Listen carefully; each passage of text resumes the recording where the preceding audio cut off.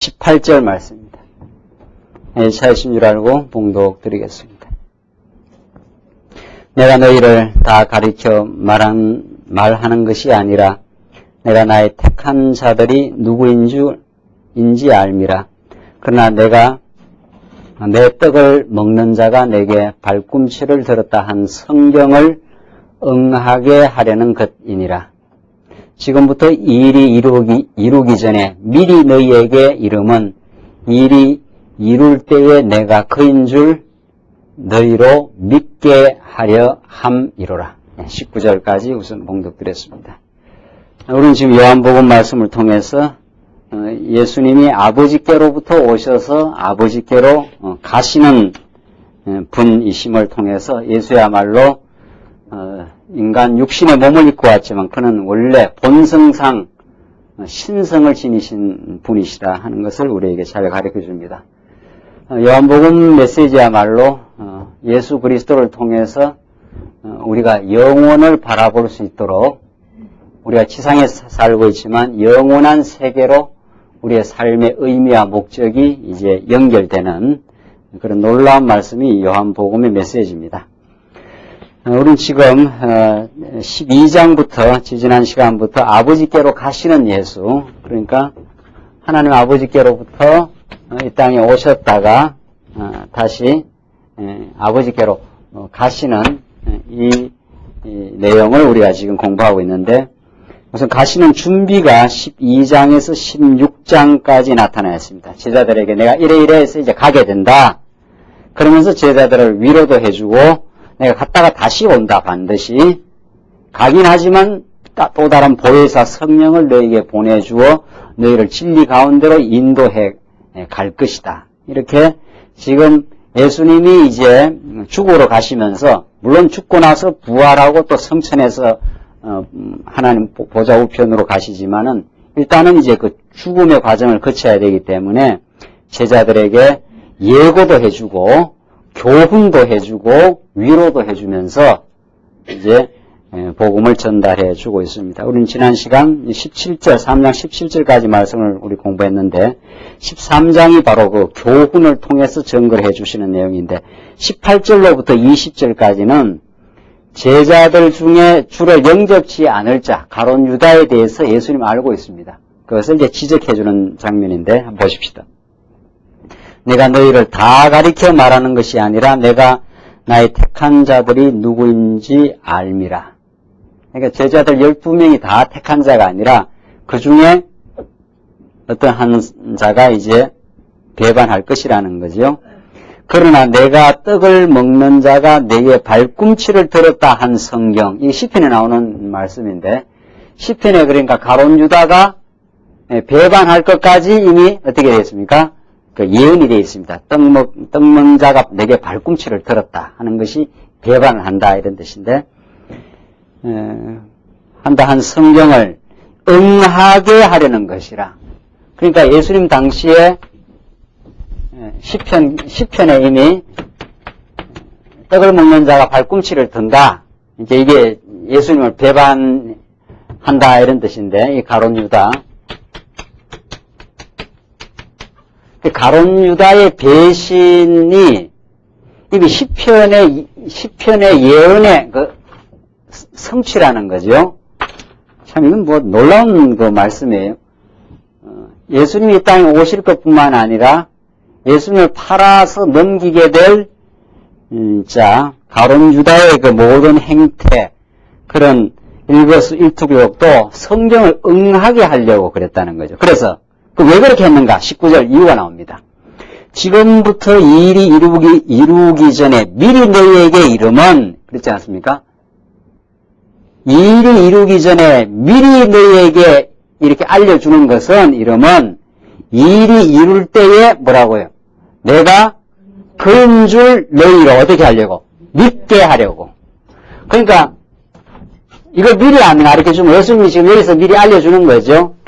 지금 제자 중에 하나가 배반할 것이다. 근데 이걸 미리 안 알려주면은 그냥 가룟 유다가 이게 갑자기 이거 배반할 마음을 먹고 돈에 대한 탐욕이 생겨서 예수를 팔아넘겨가지고 그 대신 그 대가를 취하려고 그랬는가 보다. 갑자기 그랬는가 보다.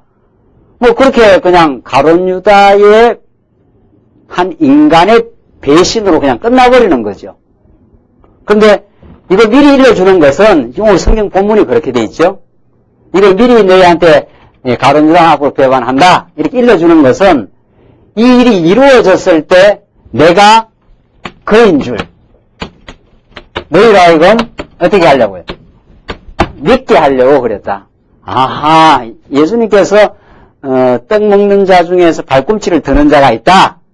발꿈치를 들었다는 건 이제 배반할 거라 이 말이죠. 배반할 그 계획을 지금 한다 이런 뜻인데 그렇게 알려주더니만 정말로 그렇게 배반의 역사가 일어나는구나.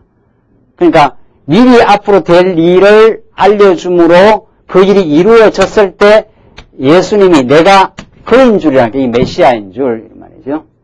모든 역사를 주관하시는 자인 줄을 어떻게 하려고? 믿게 하려고 그랬다는 거예요. 그러니까 믿음은 우리가 믿으려고 애를 쓰는 게 아니고 어떻게 한다고요? 하나님께서 믿게 하십니다. 아하, 이건 정말 메시아가 그렇게 예언을 하시더니만 그대로 예언대로 이루어져서 하나님의 정한 대로 이 일이 이루어지는구나 하는 것을 우리가 이건 믿어지게 하려고. 하나님이 역사의 주관자이십니다. 오늘 본문의 말씀 따르면 예수가 바로 메시아이십니다. 왕이십니다. 예언하던 그대로 이루어졌습니다. 이런 말이죠. 이 세상 만사 되어지는 모든 것은 요 간단한 사건을 통해서도 이제 예수가 메시아임을 믿게 하는 거 아니에요. 그런데 이것뿐만이 아니라는 거예요. 성경은 하나님이 행하시는 일의 원리를 가르쳐 주는 거니까 어떤 이루어지는 사건이 하나님이 주관해서 이루어졌다는 걸 지금 가르쳐 주는 거 아니에요. 그러니까 뭘 믿게 하려고? 예수가 메시아임을 믿게 하려고. 메시아라는 게 뭐예요? 메시아라는 게 모든 것의 왕 중의 왕이에요. 주관자예요. 그걸 믿게 하려고 이 사건을 일으킨 것은 다른 모든 일도 마찬가지예요. 다른 모든 일도. 이 성경은 하나의 세상의 섭리의 원리를 가르쳐 준 거니까 다른 되어지는 모든 세상 일도 누구의 주관이라는 거예요? 메시아의 주관이라는 거예요. 그걸 믿게 하려고. 이 성경을 깨달으면은 우리 삶 속에 되어지는 모든 일이 예언의 성취의 과정입니다. 언약 성취의 과정. 땅끝까지 복음이 전파되리라 하는 것이 이게 언약이거든요. 땅끝까지 복음이 전파되게 하기 위해서 불아파 역사도 필요하고 미국이라고 하는 저 초강대국도 필요하고 중국의 역사도 지금 필요하다는 거 아니에요. 그런 역사의 전체 흐름 속에 우리가 들어와 있고 역사는 그렇게 지금 진행되고 있습니다. 그걸 어떻게 하려고요? 하도 안 믿으니까 우리가 안 믿어요. 잘 안 믿는다니까요. 우리가 얼마나 안 믿는지 몰라. 이 성경을 안 보면은 안 믿는다는 건 내가 주관자인 줄 알아요. 이래야 되고 저래야 되고 되어진 일에 대해서 우리가 안 받아들여요.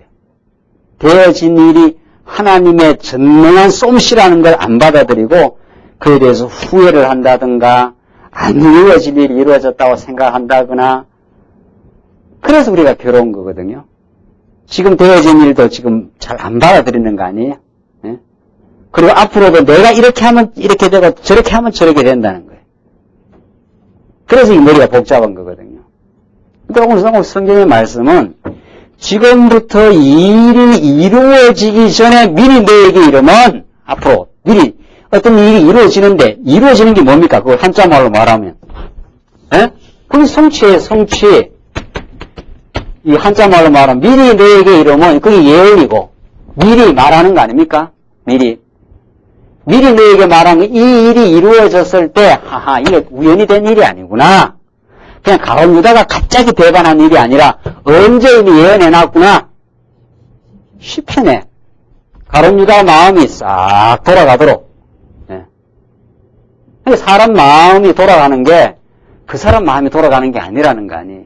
그 사람이 이렇게 마음이 이렇게 돌아가는 게 아닙니다. 하나님의 뜻이 아니면은 마음이 이렇게 저렇게 안 됩니다.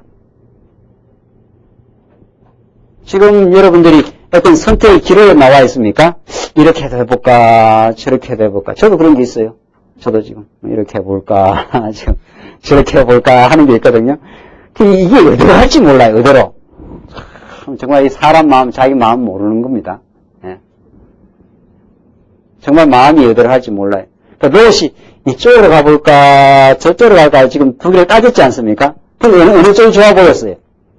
아이쿠, 이쪽이 좋구나. 요단들이 좋아 보이거든. 그렇게 좋아 보이도 그쪽으로 갑니다. 그건 못 말립니다.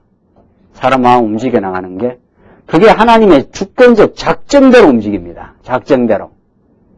그 사람이 그랬다고 생각하는데 우리는 그게 인본주의자가 되는 거죠. 그 사람이 그랬다고 생각하면 그 사람의 마음을 누가 움직여요? 하나님이 움직였다고 그렇게 생각합니다. 하나님. 안 그러고는 이 세상 섭리를 어떻게 해석을 합니까? 이걸 세상 이걸 어떻게 해석할 거냐 말이죠. 그러니까 역사 철학자들은 역사가 어디로 가는지 모르겠다는 거예요. 그리고 또 진행되는 그 의미도 모르겠다는 거 아니에요. 이게. 그래서 제가 요번에 지방에 가서 이제 쉬면서 서점에 갔어요. 또 쉬는 게 또 서점에 가지요. 그게 또 쉬는 거예요, 저는. 그래서 그동안 보고 싶었던 책들 뭐 이렇게 뒤지고 이제 뽑았어요. 책 제목이 영원한 물음이에요. 유명한 그 박이문 철학자라는 사람이 쓴 책인데 책이 영원한 물음이에요. 그 사람 책을 좋아하는데 좋아하는 게 그 사람이 맞아서 좋아하는 게 아니고 워낙 헷갈리고 있다는 걸 확인하면서 참 이 사람 공부도 많이 한 사람이 좀 안 됐구나. 나는 참 너무도 감사하구나. 영원한 물음이에요. 그 사람 질문이 이 모든 것이 다 무엇인가? 이게 자기 평생에 지금 나이가 70이 다 돼가는데 아마 우리 한국에서 최고 공부 많이 한 사람 중에 한 사람인데 이 모든 것이 다 무엇인가? 이게 영원한 질문이에요. 도대체 이 역사가 왜 이렇게 진행되는가? 존재하고 있는 이 존재가 다 무슨 의미인가? 나는 어떤 존재인가? 그 모른다는 거예요, 그 사람이. 그 영원한 물음이에요, 책 제목이. 답이 없다는 거예요, 답이. 끝까지 자기는 묻다가 이제 죽을 날이 다가오는데 뭔지 아쉽다. 이렇게 표현이 되어 있어요. 이제 죽을 날이 얼마 남았는데 자기는 젊은 날부터 이 만사의 의미가 무엇인지를 알고 싶어서 질문을 던졌는데 그 질문이 안 풀린다는 걸 이제 알았고 어느 누구도 그 질문을 해줄 수 없다는 걸 자기가 수많은 공부를 통해서 확인했을 뿐이다. 이렇게 말하고 있더라고요. 그 책에. 그 사람이 불문한 박사에다가 철학 박사에다가 뭐 공부하면 끝까지 공부를 다 한 사람이에요. 아무도 그 질문에 대해서 해답을 해주지 않고 있다는 걸 누구도 해답을 못 내릴 것이라고 자기는 생각한다. 이렇게 돼 있어요. 그래서 자기는 끝까지 묻다가 갈 게다. 묻다가 간다는 거예요. 얼마나 안 됐어요? 예. 그 사람은 묻다가 가지만 우리는 어떻게 해요? 이것이 다 무엇인가에 대한 해답을 얻고 가잖아요. 이것이 다 우리는 뭡니까? 하나님의 능력의 계시다. 이렇게 하는 거예요. 이 역사가. 이것이 다 무슨 의미냐 말이에요. 내게 이루어지는 모든 슬픔과 기쁨, 형통과 공도, 역사에 진행되는 모든 일들이 다 무슨 의미인가? 이렇게 하면 우리는 어떻게 해요? 예수님이 누구임을 믿게 하려고, 메시아임을 믿게 하려고 우리는 역사가 진행되었다. 이렇게 되는 거예요. 그가 왕이시라는 걸 깨닫게 하려고 그게 우리의 해답입니다. 이 해답 못 얻으면요. 다 필요 없어요. 다. 뭘 지금 한들, 뭘 얻어본들, 그게 어떤 궁극적 의미를 주는 게 아니죠. 그래서 오늘 이 본문 말씀은 참 예수님께서 이런 본문을 신학자들이 뽑아내야 되죠. 사실은.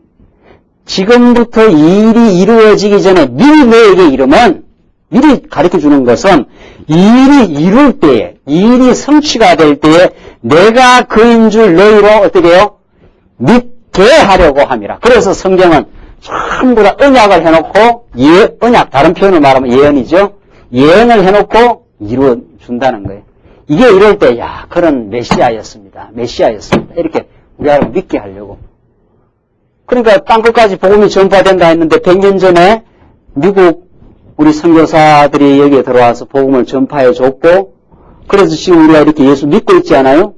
그렇죠? 이 일이 이루어진 거 아니에요, 이게. 우리 광야교회가 이루어진 거죠. 지금 이루어지고 있죠. 이걸 통해서 누구를 믿게 하려고. 이거 이루고 나서 우리가 했다고 그러려고. 예? 이거 이루고 나서 우리 자랑하려고 지금 이렇게 했느냐 말이죠. 아니죠. 이 일이 이루어지면은 우리는 누가 자꾸 믿어져요? 예수가 어디? 메시아임을 믿게 하려고. 이게 목적이에요. 우리 예수님이 정말 왕이십니다. 역사의 주관자이십니다. 왕 중에 왕이 되셔서 역사를 그렇게 지금 착착 지금 진행시키고 있는 분입니다. 이게 믿어지게 하려고. 이게 믿어지면은 이제 모든 현실과 역사에 대한 해답을 얻어요. 그게 공고한 일이든지 형통한 일이든지 예수가 메시아임을 믿게 하려고 하는 일이니까. 근데 우리는 여기에는 관심이 없고 어디에 관심이 많은 줄 아십니까? 이 역사 자체에 관심이 많아요. 그래서 잘 되는 건 좋은 일이고 내 편에서 안 되는 거는 어떻게 해요? 나쁜 일이다. 아니, 하나님은 이 일이든 이 일이든 예수가 어떻게 해요? 메시아임을 믿게 하려고. 우리 편에서 안 되는 일보다 안 되는 일을 통해서 더 믿어지게 하지요. 우리 편에서 자꾸 되는 일 쪽으로 되면 예수가 메시아인 게 아니고 김기옥이 메시아인 걸로 착각해요. 자기가 왕인 줄 안다 이 말이죠. 그렇게 생각합니다. 내 생각대로 모든 일이 잘 되어 보십시오. 내가 그래도 능력이 있다고. 내가 잘 판단했다고. 그렇게 자기를, 인간은 다 메시아가 되고 싶은 욕망이 있는 거예요. 다. 자기가 주관자가 되고 싶은 메시아라는 게 딴 말이 아니고 주관자가 그 말이거든요. 내가 잘 판단했다 말이죠. 내가 잘 지금까지 끌어왔다. 그래서 자기 자랑하는 거 아닙니까? 그래서 이 성경, 오늘 이 요한복음의 하늘로부터의 계시의 말씀을 안 들으면 다 자기가 주관자입니다. 자기가 주관자라고 생각하고 싶고 자기 영광을 드러내고 싶은 거죠. 그러나 본문 말씀대로 다시 한번 보십시오. 19절. 지금부터 이 일이 이루기 전에 미리 너희에게 이름은 이 일이 이룰 때 내가 그인 줄 너희로 믿게 하려 함이라. 믿게에다가 막 빨간 줄 거예요. 믿게에다가 어디 믿음을 내가 믿느냐 말이지. 믿게 하려고 하나님께서 하시지. 믿음을 줘요. 말씀을 통해서. 언약대로 이루어지는 일을 통해서 믿게 해요. 믿게. 그래서 믿음이 선물입니다. 그래서 믿음을 우리는 자랑할 수 있어요? 없어요? 없는 거죠. 참 어떻게 하다 우리가 이렇게 믿음이 자꾸 생기느냐 말이지. 참 믿음 생활을 할 수 있어서 감사하다고 그러지 자랑할 게 없는 거 아니에요. 20절. 내가 진실로 진실로 너희에게 이르노니 나의 보낸 자를 영접하는 자는 나를 영접하는 것이요 나를 영접하는 자는 나를 보내신 이를 영접하는 것이라. 그러니까 예수님이 보낸 자, 진리를 전파하는 자를 영접하는 자는 바로 예수님을 영접하는 자고 또 예수님을 영접하는 자는 나를 보내신 하나님을 영접하는 자라. 지금 그렇게 논리를 전개하죠. 그러면서 21절을 보십시다. 21절로 30절을 보시면은 예수께서 가룟 유다가 예수님을 팔 것을 지적을 하시는 장면입니다. 예수께서 이 말씀을 하시고 심령에 민망하여 증거하여 가라사대 내가 진실로 진실로 너희에게 이르노니 너희 중 하나가 나를 팔리라 하시니. 예수님 알았지요? 네. 팔리라고 알았으면 우리 생각 같으면 어떻게 해야 되겠습니까? 막아야지요. 그렇지 않아요? 예수님 모르고 당했습니까? 그렇지 않아요. 다 알고 있었어요. 역사가 어떻게 진행되고 누가 팔 것까지 지금은 다 알았죠. 자, 그러니까 22절 제자들이 서로 보며 누게 대하여 말씀하는지 뭐라고 했습니까? 의심하더라. 야, 이거 어떤 놈이 지금 팔 거냐 말이죠. 예수님 판다 그러니까 12명 중에 그러니까 서로 보면서 누게 대하여 말씀하는지 의심을 지금 했다고 합니다. 23절 예수의 제자 중 하나 곧 그의 사랑하시는 자가 예수의 품에 의지하여 누웠는지라. 시몬 베드로가 머리짓을 하여 말하되 말씀하신 자가 누구인지 말하라 한데 그가 예수의 가슴에 그대로 의지하여 말하되 주여 누구오니까? 도대체 궁금할 거 아니에요? 도대체 누가 지금 예수를 팔겠습니까? 그러니까 예수께서 대답하시되 내가 한 조각을 찍어다가 주는 자가 그니라. 자, 내가 한 조각을 찍어가지고 어떤 사람에게 주겠는데 바로 그가 나를 팔자라 이 말이죠. 하시고 곧 한 조각을 찍으셔다가 가롯 시몬의 아들 유다를 주시니 조각을 박아놓고 곧 사단이 그 속에 들어간지라. 착착 이런 진행되죠. 조각을 딱 받고 아하 가룟 유다. 저 친구가 예수를 팔겠구나 하니까 그 당시, 그 시점에 맞추어서 사단이 그 속에 이제 들어갑니다. 사단이 들어가야지 일이 시행이 되니까. 그러니까 사단은 하나님의 일을 시행하는 뭡니까? 심부름꾼이에요. 도구예요. 예. 그러니까 사단이 우리는 하나님을 막 전에는 대적하는 존재인 줄 알았잖아요. 예. 지금 모든 대부분의 예수 믿는 사람들이 하나님이 이렇게 이만하시고 사단도 한 이만해요. 그러니까 여차하면 하나님이 지는 거예요. 이게 하나님께서 사단이 얼마나 센지 말이죠. 이게 이제 이원론이에요. 이원론. 모든 원천은 우리 하나님으로부터. 예, 사단은 이렇게 되는 게 아니고 사단은 하나님에게 완전히 매여져 있습니다. 이게 사단 권세는. 그러니까 예수님이 가룟 유다가 나를 팔게 된다. 그러니까 사단이 그 즉시에 이제 들어가지 않습니까? 사단이 들어가서 예수를 파는 것이 누구의 뜻을 이루어요? 하나님의 뜻을 이루는 거예요. 하나님의 뜻을. 그러니까 이 세상 모든 만물과 만사는 하나님의 뜻을 이루지 않는 게 없다는 거죠. 그것이 우리 택한 백성들에게는 모든 것이 합력해야 선을 이룬다는 거죠. 그 택한 백성들한테 사단이 얼마나 위협을 가하고 어려움을 주고 구약으로 말하면은 막 이방 대적들이 이스라엘 백성들을 많이 공고하게 만들고 들고 치고 어려움을 줍니까? 그 하는 모든 일이 하나님의 뜻을 이룹니다. 그렇게 하면 할수록 사단이 택한 백성을 구박하면 구박할수록 이 택한 백성은 점점 하나님께 더 나가죠. 그래서 그 아브라함의 아들을 누가 먼저 낳았습니까? 하갈이 낳은 누구죠? 이스마엘이 13살입니까? 컸지 않았어요? 이삭은 나중에 낳았거든요. 이삭은 이거 조그만하니까 이거 뭐 한 13살 차이가 나니까 점점 크면서 이게 뭐 그냥 동네 북이지요. 뭐 두드려 패니까 이삭이 어디로 내뺍니까? 엄마한 대로 가잖아요. 이삭. 그러니까 육신의 소욕이 성령의 소욕을 처음에는 초기 단계는 많이 오히려 더 장악하려고 달라드는 거 아니에요. 예수 처음 믿을 때. 믿음이 어리면은 육신의 소욕이 더 득세를 하지요. 득세를 하면 할수록 성령의 소욕은 더욱 하나님께 의지하게 되고 그것이 더 이제 성령의 소욕을 잘하게 만들어가는, 더 강인하게, 말씀을 의지하게 만들어가는 과정일 뿐입니다. 그래서 이런 섭리를 우리가 알아야 하나님의 절대 주권적 섭리, 우리 안에 이루어지는 모든 일들이 우리를 공고케 하는 일들이 결국은 선을 이루어가는 일로, 우리 오전에도 우리 요셉 사건 예를 들었지 않았어요? 형들이 요셉을 어떻게 해요? 팔아넘긴 게 선입니까? 악입니까? 틀림없이 뭡니까? 악이죠. 미워하고 죽인 거 아니에요. 세상에 동생을 죽으라고 구덩이에다 쳐넣었다가 차마 죽이지는 않고 애굽의 그 장사꾼에 팔아넘겼으니까 그 죽으라는 이야기 아닙니까? 그게 훗날에 큰 구원의 역사를 이루어내는 계기인 줄.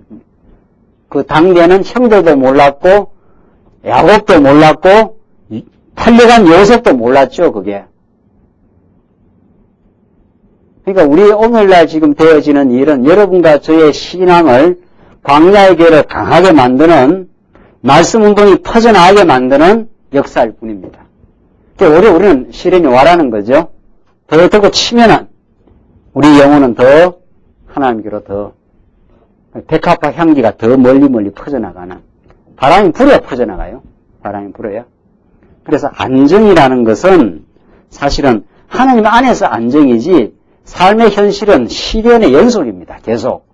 시련이 돼 하나님이 우리를 보호하시고 그 시련을 통해서 더 하나님의 역사를, 복음을 퍼져나가는 거지.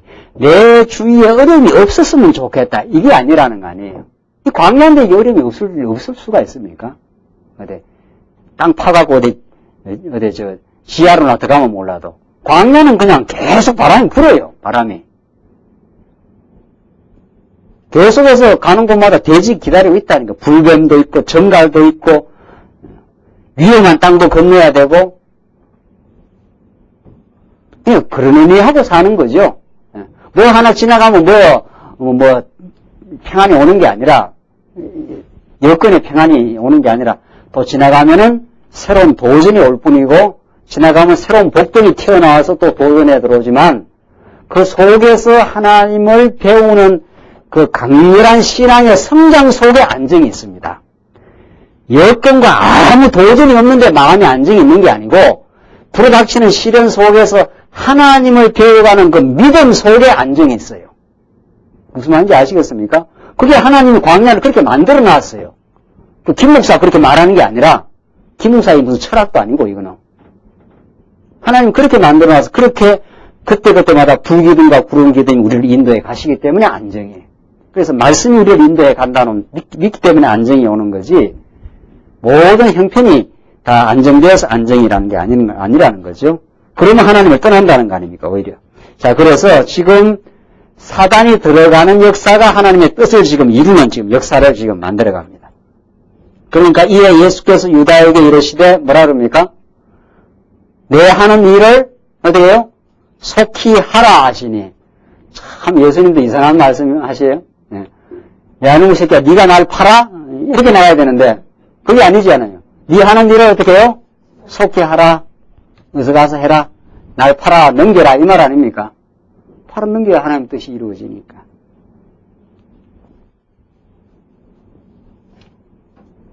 이 말씀을 무슨 뜻으로 하셨는지 그 안전자 중에 아는 이가 없고, 뭐 알 리가 있나요? 그 예수님은 뭐 아삼파삼하게 말씀하시니까, 이게 지금 뭐 팔기는 파는 모양인데, 너 하는 일을 속히 하라 하니까 무슨 일을 속히 하라 하는지, 그때로서는 제자들이 좀 잘 모르는 거예요, 지금.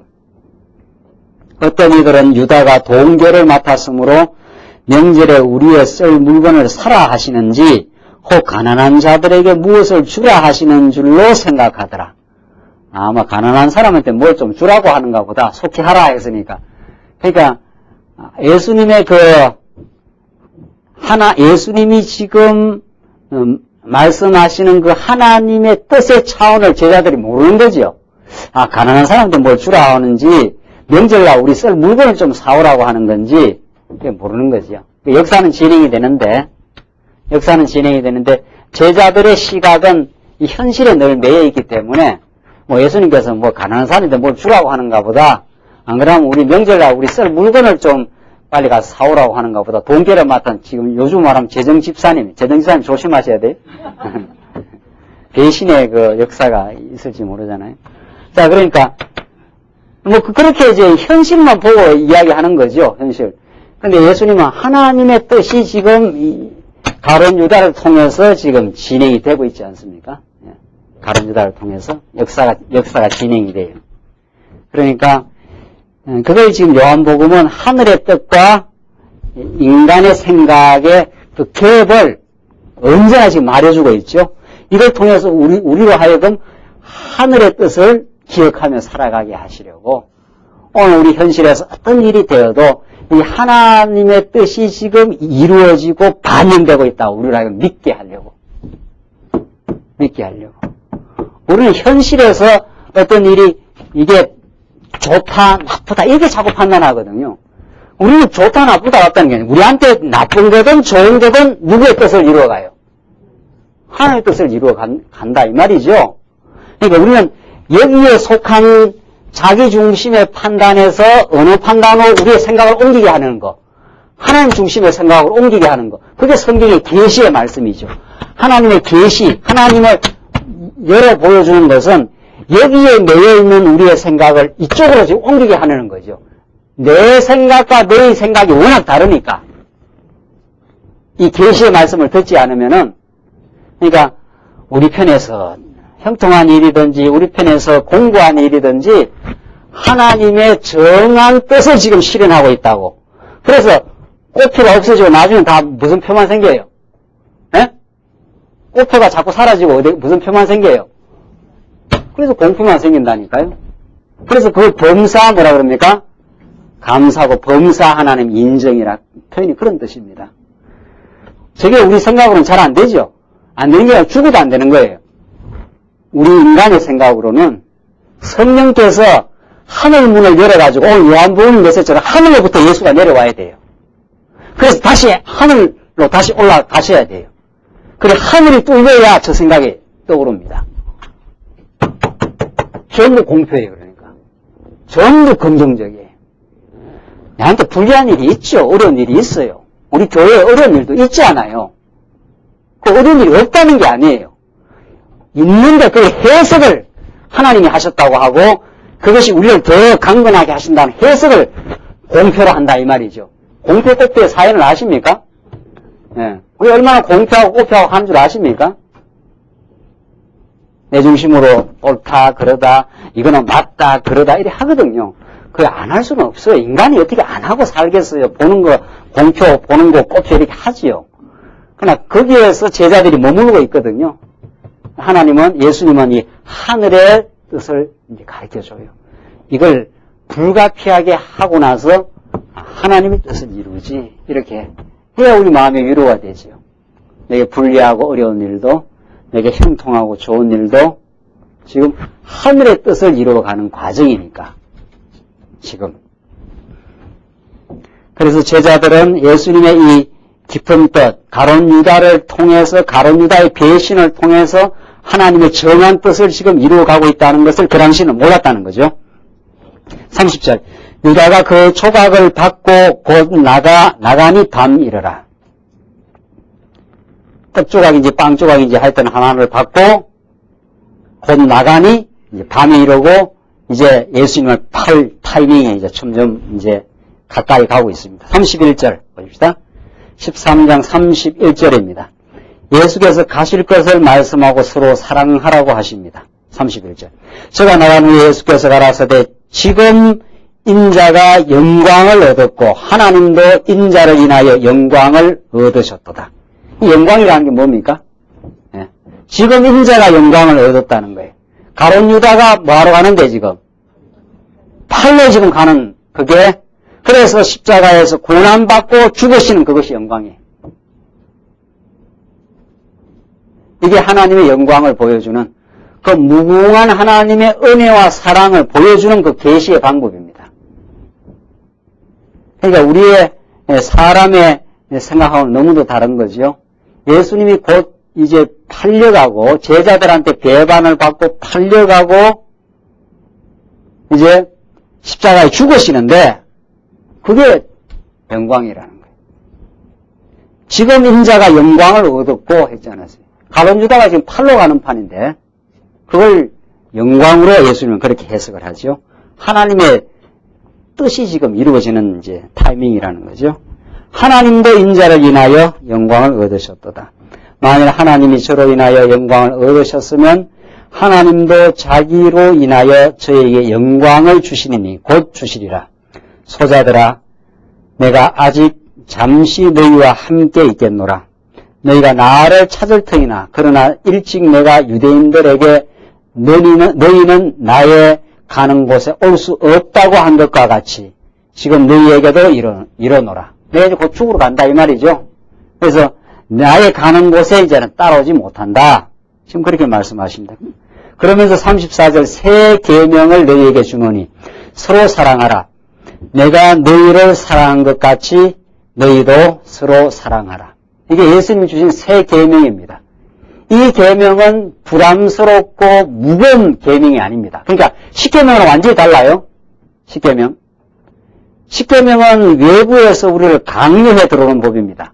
새 계명은 나중에 예수의 영이신 성령이 우리 안에 오셔서 이루어내시는 법입니다.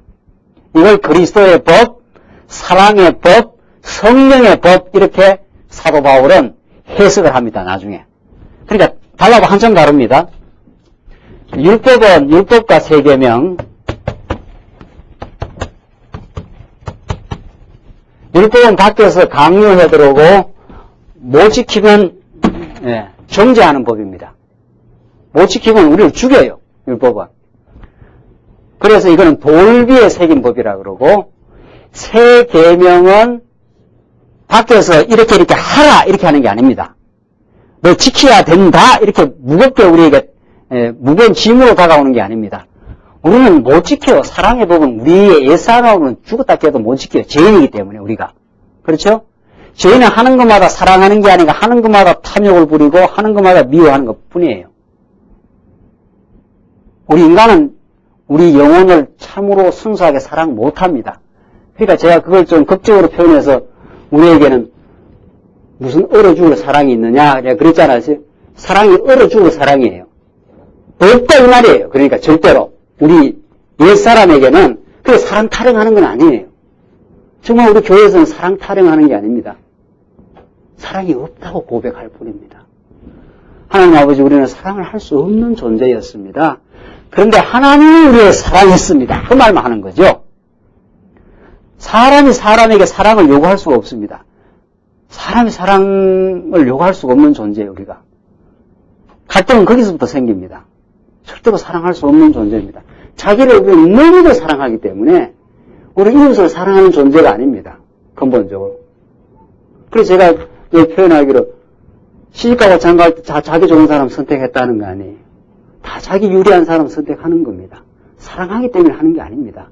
자기가 좋은 대로 선택한 겁니다. 따지고 보면은. 이게 얼마나 이기적이에요? 네?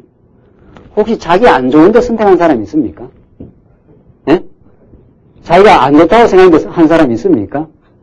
그런 사람 없는 거예요. 아, 몰라. 옛날에 이제 우리 또, 옛날에 뭐, 억지로, 사람 얼굴도 모르고 막 옛날, 그런 거 말고요. 그런 거 말고는 다 자기한테 유리하고 좋다고 하니까 한 거예요. 그 완전히 자기 중심으로 선택을 한 거 아니에요. 사랑이 없습니다. 사랑은 자기 좋은 대로 하는 게 아닙니다. 자기 속에서 퍼져 나가는 거지. 저쪽에서 어떻게 하든 관계없이 나가는 겁니다. 그게 우리 하나님의 사랑이고, 그 하나님의 사랑이 역사하면은 내 안에 그리스도의 사랑이 넘쳐서 우리가 하게 돼요. 그래서 우리는 사랑은 성령이 하게 하는 일이지 내가 하는 일이 아니에요. 우리는 미워하고 탐욕 부리는 존재라는 거예요. 그러니까 율법으로 말미암아 우리는 죽어요. 다 죽습니다. 그래서 이 율법을 예수님이 다 이루시고 이 세 계명을 내 신비에다 새깁니다. 신비에다가 내 마음에다가. 이건 돌비 아닙니까? 돌비. 예수님이 죽으시고 이 세 계명을 내 마음에다가 새겨놔요. 하나님의 사랑을 새겨놨기 때문에 그 하나님의 사랑이 우리 영혼을 사랑하는 마음을 주죠. 그때는 조건하고 아무 상관없어요. 그쪽에서 나를 어떻게 보든 상관이 없어요. 여러분들 지금 해외에 있는 성도가 우리하고 무슨 상관이 있습니까? 그 사람이 우리한테 뭘 해준 게 있습니까? 근데 그 사람도 말씀을 들었으면 좋겠다 이런 거 아니에요. 그냥 그 사람이 우리 교회에 해준 게 하나도 없어요. 우리를 위해서 뭐 해준 게 없지요. 근데 중국에 있는 성도가 이 말씀을 듣고 말씀 안에서 자유함을 누렸으면 좋겠다 이렇게 되는 거 아니에요. 그럼 우리 안에 그리스도의 사랑을 깨닫고 마음의 기쁨을 누리니까 그냥 그게 그쪽에 넘어가기를 원하는 거죠. 그래서 무조건적이에요. 하나님의 사랑은. 그게 세 계명입니다. 이 세 계명은 내 안에 신비에 새겨진 그리스도가 만들어내는 사랑입니다. 그래서 이건 하고 나면 대가가 이렇게 보상을 원치를 안 해요. 이 사랑은 흘러 넘치기 때문에 내가 이만큼 했으니까 이만큼 오기를 바라는 게 아니에요. 그건 사랑이 아니에요. 그러니까. 그럼 그래지. 그렇죠? 부부간에도 그러지 않아요. 내가 이만큼 했으니까 좀 잘해달라 이 말 아닙니까? 그건 진정한 사랑이 아니에요. 그러니까 그거는. 내가 좀 받으려고 내가 좀 서비스를 한 거죠. 그래 안 그래요? 솔직하게 이야기해야죠. 내가 좀 받으려고 한 거예요. 그러니까. 이만큼 했으니 이만큼 해달라는 거 아니에요. 그 사랑 아니에요. 그러니까 정으로 산 거지. 그러니까 다 옛날 사람들 미운정 고운정 돌면 사는 거예요. 그러니까 주고받고 하면서 그냥 그렇게 사랑했다 그러면 안 돼요. 그건 그냥 정으로 산 거지. 인간정으로. 인간정이 좀 돋아와서 그렇게 산 거지요. 사랑은 하늘로부터만 내려오고 이거는 주면 끝나요. 주고 이렇게 뭐 오는 걸 이렇게 기다리는 게 아니에요. 주어도 끝이 없어요. 그게 세 계명입니다. 서로 사랑하라 하신 하나님이 사랑하도록 진리의 보혜사 성령을 우리에게 부어줘서 사랑하게 만들어요. 여러분들 연보하고 나서 내가 좀 했으니까 뭘 좀 받겠지 이런 게 있습니까? 연보를 하고 나서 내가 이만큼 했으니까 하나님 좀 알아주시겠지 그런 게 있습니까? 그거 있으면 가짜라는 거 아니에요? 옛날엔 그랬답니다. 옛날엔 그렇게 했으니까 받아야지요. 만큼 했으니까 1000배, 10,000배 복도 받고, 지금은 사랑은 하고 나면 언제나 부족합니다. 이상해요? 참, 사랑은 하고 나면은 내가 이만큼 했다는 자긍심이 생겨 아니고, 더 했으면 부족하지. 이게 정상입니다. 사랑하는 하고 나서 되돌아오는 걸 원하지 않습니다. 그래서 이 세 계명을 너희에게 주고 이 세 계명이 이루어지도록 성령을 주어서 진리를 깨닫게 해서 행하도록 영혼을 사랑하도록 그렇게 만들어 가십니다. 35절을 보십시다. 그럴 수도 있죠. 뭐 핸드폰이 우리 교회는 핸드폰 될 소리가 많이 안 나는 편이에요. 35절을 보십시다. 너희가 서로 사랑하면 이로써 모든 사람이 너희가 내 제자인 줄 알리라. 참 너무도 아름다운 그 증거지요. 우리가 서로 사랑하게 되면 또 사랑하도록 하시죠. 이제는 진리 안에서 정말 무조건적으로 사랑하게 될 때 모든 사람이 너희가 내 제자인 줄. 우리가 그리스도의 제자가 된 것은 하나님의 풍성한 사랑을 깨달아서 자기도 모르게 지체를 긍휼히 여기고 아무 이해관계가 없는 우리 지체를 정말 사랑하는 그 아름다운 삶을 살아가도록 하나님께서 그렇게 하십니다. 36절 시몬 베드로가 가로되 주여 어디로 가시나이까? 예수께서 대답하시되 나의 가는 곳에 내가 지금은 따라올 수 없으나 후에는 따라오리라. 내가 지금 죽으러 가는데 너는 지금은 못 따라오지만 후에는 따라온다. 베드로도 다 순교했지 않았어요? 나중에 깨닫고 나서 37절 베드로가 가로되 주여 내가 지금은 어찌하여 따를 수 없나이까? 주를 위하여 내 목숨을 버리겠나이다. 참 베드로가 아주 결심이 대단했어요. 주를 위하여 내 목숨을 버리겠다. 나중에 베드로가 얼마나 참 자기를 돌아봤을 때 얼마나 참 하나님 앞에서 미안하기도 하고 자기의 그 결심, 자기의 의지 결단, 자기가 하려고 하는 그것이 얼마나 허무한 것이라는 것을 깨닫고 이 실수, 우리가 늘 이 말씀을 통해서 강조한 이 실수야말로 베드로 하여금은 아주 놀라운 신앙을 갖게 하는 디딤돌이었습니다. 내가 주를 위하여 내 목숨을 버리겠나이다. 그럼 예수님이 좀 기특하게 봐줘야 될 거 아니에요. 아이고 그러냐 말이죠. 참 예수겠다 앞으로. 뭐 이렇게 해주는 게 아니고 예수님은 참 아주 명답이다 대놓고 그냥 아주 예수님 참 솔직한 분이었어요. 교육은 정말 어떨 때는 솔직해야 교육이 된다는 거 아닙니까? 무자비할 정도로 솔직해요. 예수님이. 예수께서 대답하시되 내가 나를 위하여 내 목숨을 버리겠느냐? 너 그렇게 할 수 있다고 생각하느냐? 이 말이죠. 내가 진실로 내게 이르노니 닭 울리기 전에 내가 3번 나를 부인하리라. 참 정말 목숨을 내가 던지면서 예수님 따르겠다고 하는 그 제자한테 정면에 대놓고 그냥 예수님이 무자비할 정도로 솔직하게 이야기해줘 버리잖아요. 너 나를 따르지 못한다 이 말이죠. 네가 목숨을 버리겠느냐? 너 결단으로는 안 된다. 너도 너 목숨을 사랑하게 돼 있고 내가 잡혀가면은 너 도망치게 돼 있다. 부인하게 돼 있다. 나중에는 내가 나를 따라온다는 거죠. 그게 오순절 성령이 임하고. 그래서 우리 예수님의 십자가 사건, 예수님의 십자가 사건도 중요하지만은 성령이 오시는 거, 이것도 구약이 예언된 거 아닙니까? 이 6월절 날 예언의 성취, 예수님 십자가의 죽으심도 중요하지만 오순절, 구약의 77절, 오순절, 77절, 오순절의 이 예언의 성취, 이것도 정말 놀라운 복음이죠. 이 성령이 안 오셨으면은 우리가 예수를 믿을 수도 없고 순수하게 사랑할 수도 없고 다 우리는 이해관계 따지게 돼 있고 그래서 피곤하고 그게 우리의 인생인데 성령이 오심으로 말미암아 우리가 진리를 깨닫고 영혼을 도무지 사랑한다는 말을 할 수 있고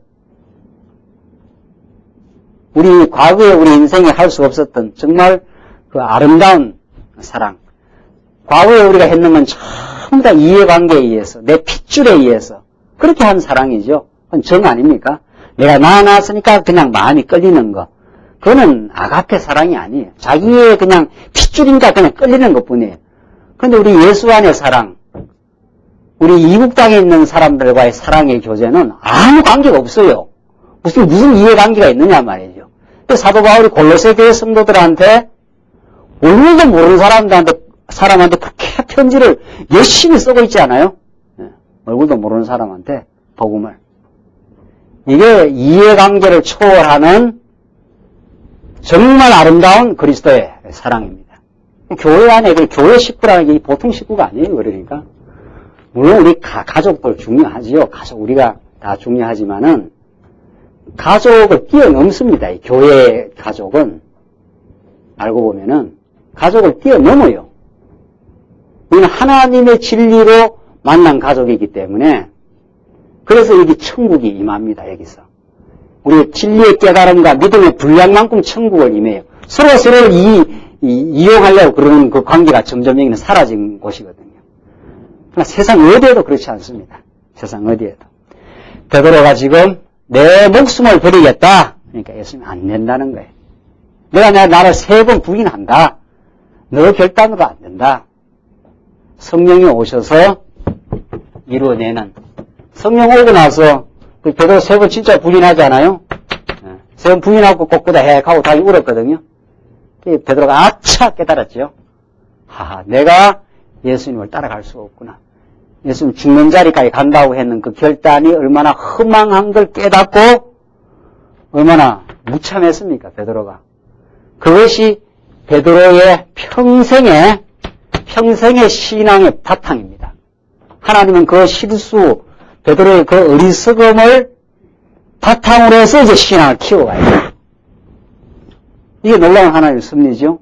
이런 일 없이 그냥 베드로를 신앙으로 키울 수도 있거든요. 이런 실수, 엄청난 이 참 어리석은 그 과오 아니었습니까? 이 말 하지 말았으면 좋아할 뻔했지 않았어요? 근데 뭐 목숨을 다해서 한다 해놨다가 말이죠.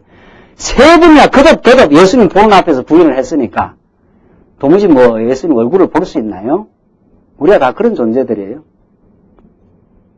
그런 베드로를 뒤바꿔 놓으니까 그런 베드로를 정말 건실한 신앙인으로 담대한 신앙인으로 성령이 오셔서 그렇게 만들어요.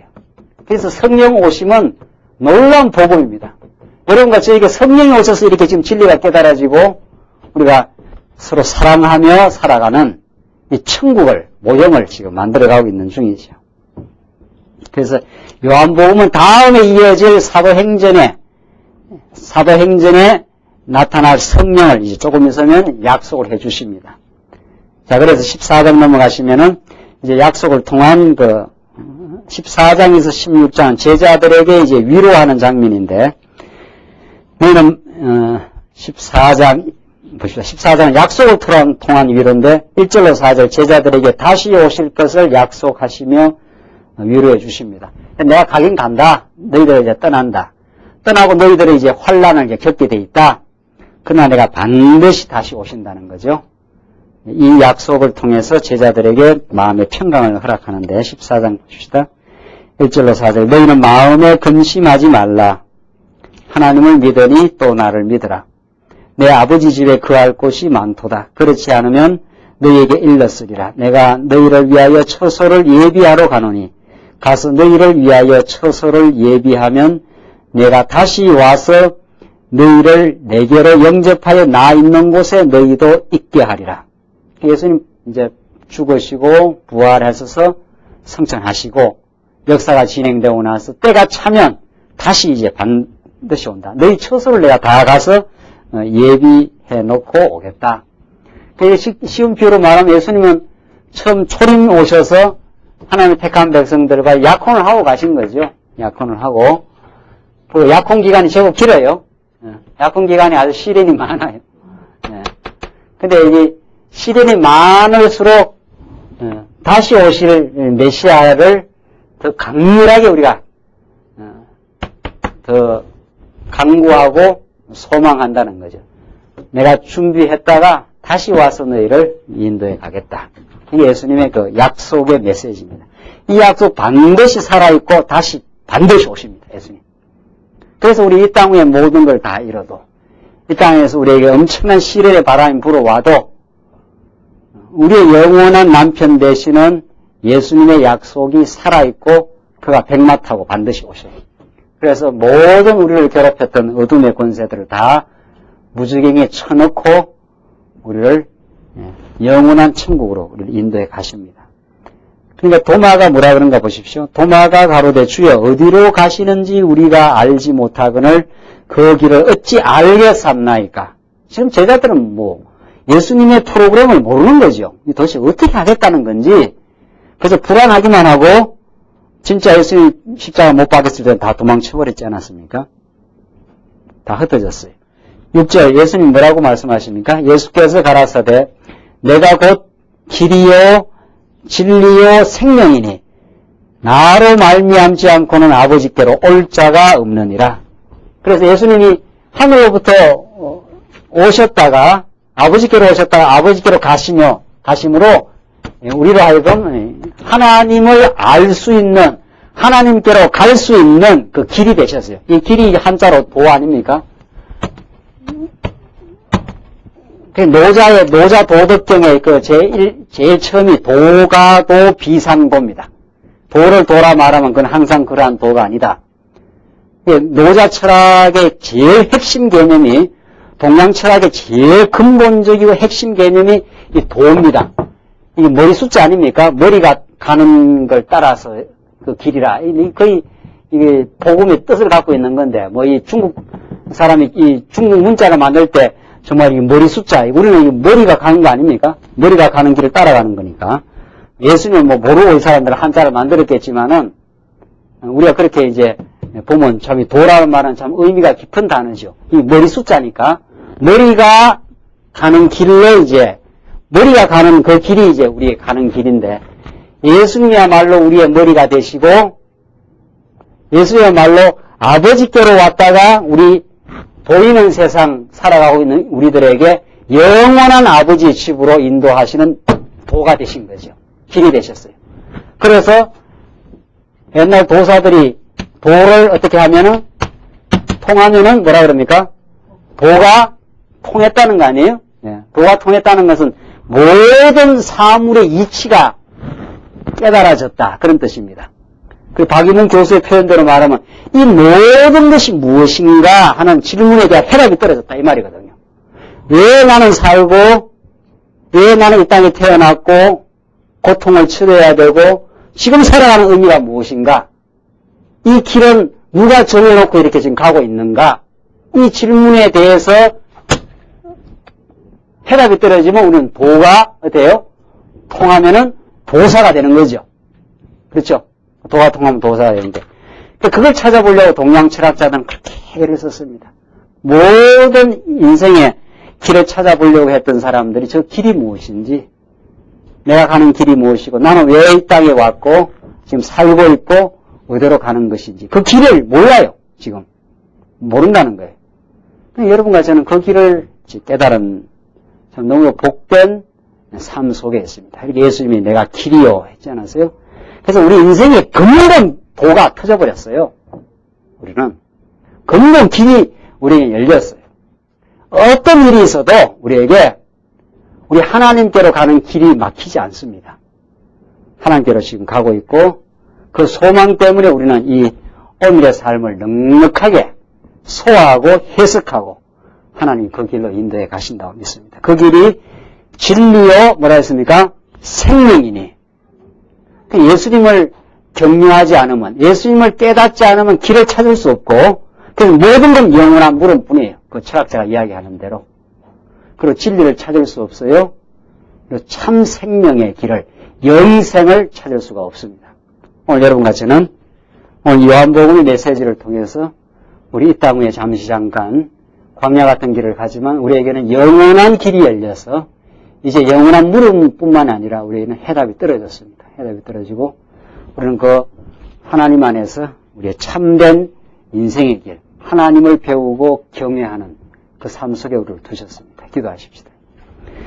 우리 자비하신 하나님 아버지, 범사를 통해서 우리 하나님을 더 깊이 깨달아 갈 수 있도록 저에게 진리의 말씀을 허락하시고 오늘 길 되시고 진리 되시고 생명 되시는 그리스도를 저희들 가르쳐 주심을 참으로 감사합니다.